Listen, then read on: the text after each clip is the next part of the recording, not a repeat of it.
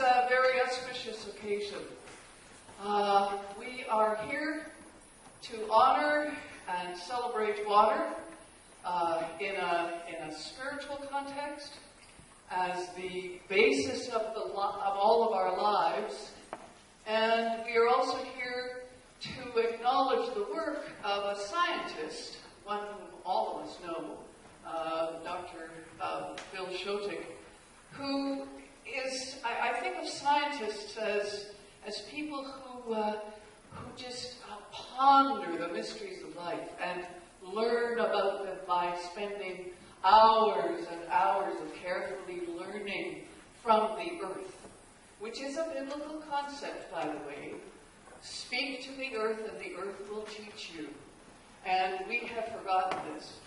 So I want to start our time very simply by setting everything within the context of the spirit of life that fills our lives and this whole entire universe.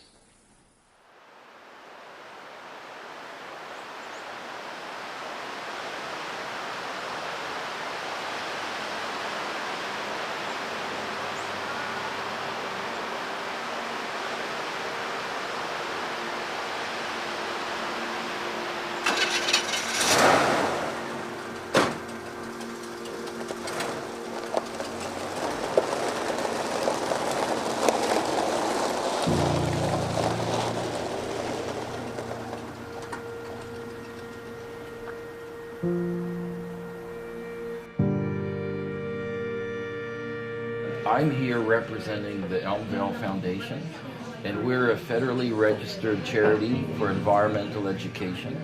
So the folks here know that I don't get involved in the battles. I just focus on the science.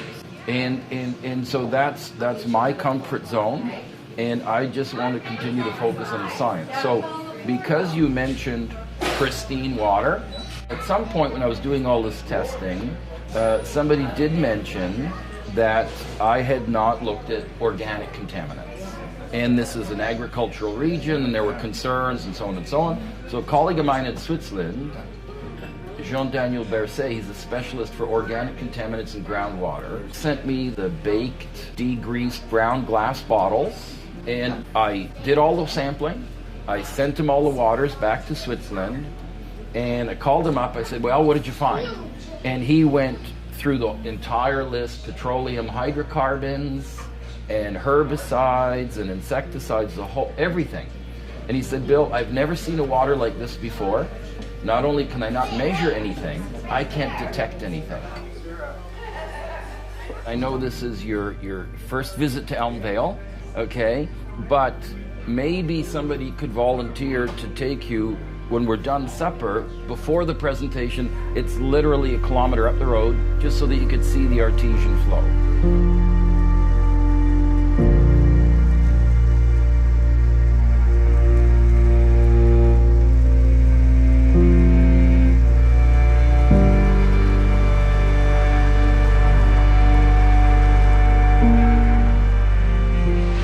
So Ian, we still have plans. We're going to make an educational display in here, just to show the geological cross-section and explain a little bit. Like, people are here for 30 seconds. So a 30-second illustration of a groundwater flow system. Absolutely. And a little bit about the history of the area and so on.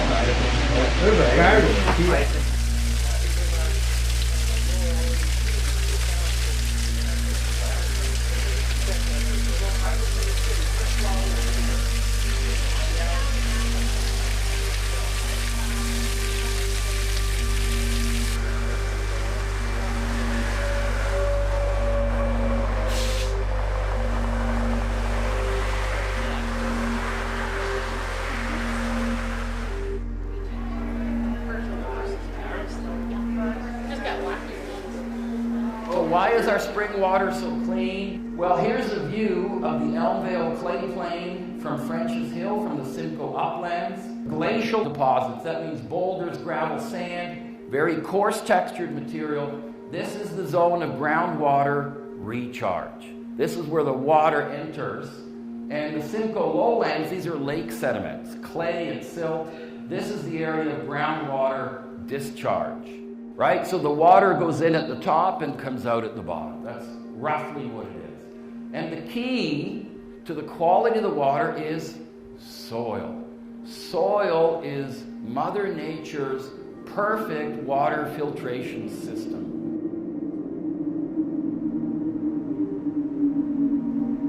So this is the Artesian Flow on our farm property. And I still remember the day that Mr. McLean took us over to that flow and he opened the valve and there was a little cup there and he was drinking the water coming out of the ground. And for a kid from Toronto, drinking the water from out of the ground, like, what is that? So this water has fascinated me for many, many years.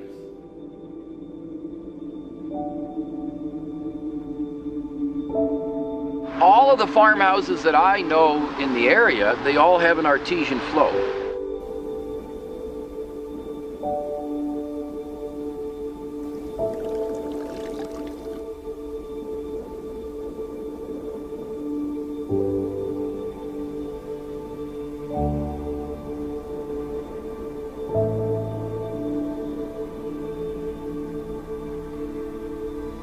So this pristine water is disappearing. You mean off the face of the earth? The glacial age pristine water here is leaving us. In that sense, then it's special water. So what should we be doing with that water? We don't know. Saving it? And Well, maybe. putting it in big tanks or something? Maybe. That could be.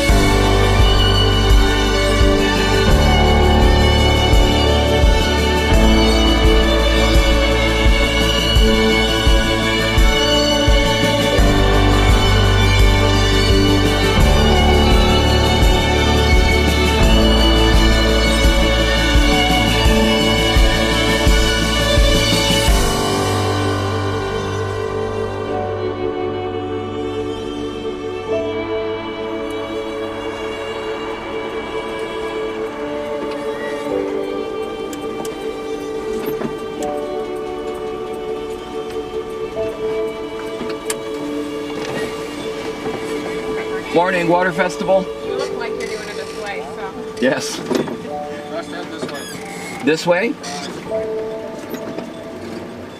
So we've got a bit of a slalom course here, it looks like.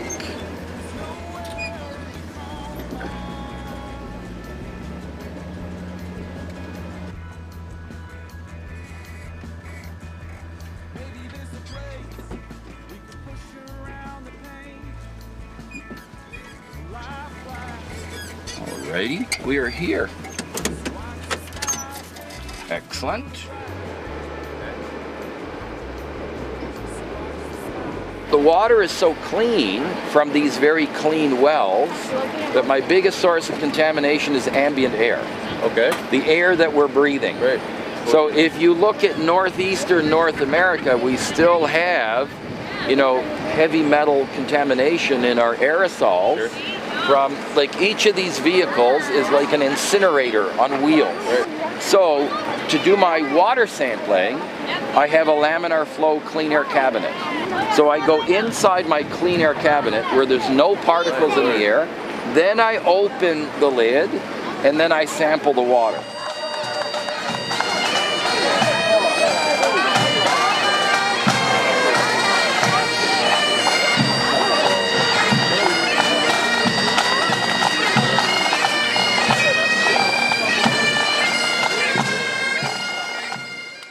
This pristine water that Bill's talking about is very rare.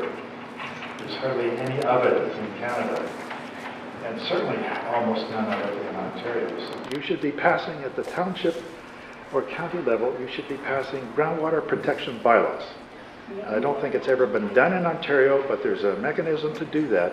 And you should pass it in your township councils and whatnot, and run it up the flagpole and then see how badly you get beaten. Otherwise, you have absolutely no power.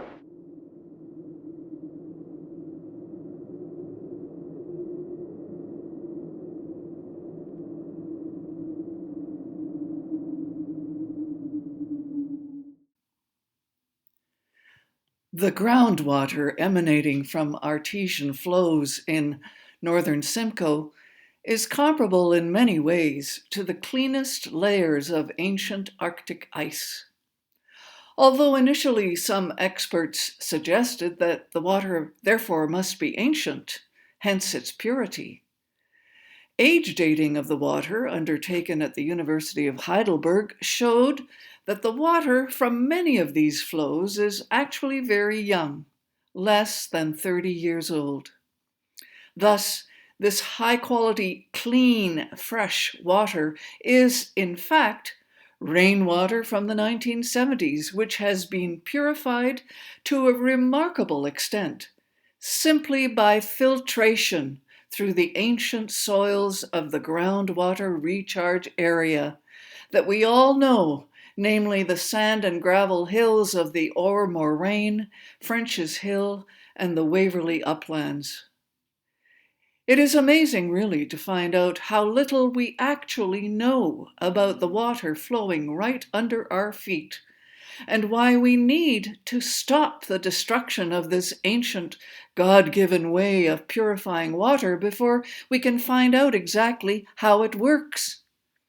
This is knowledge that our children are going to need as they live their lives on a planet that is increasingly impacted by our human activity.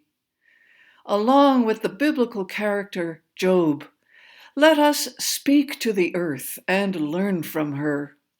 Let us find a way to put a stop to Site 42. Amen.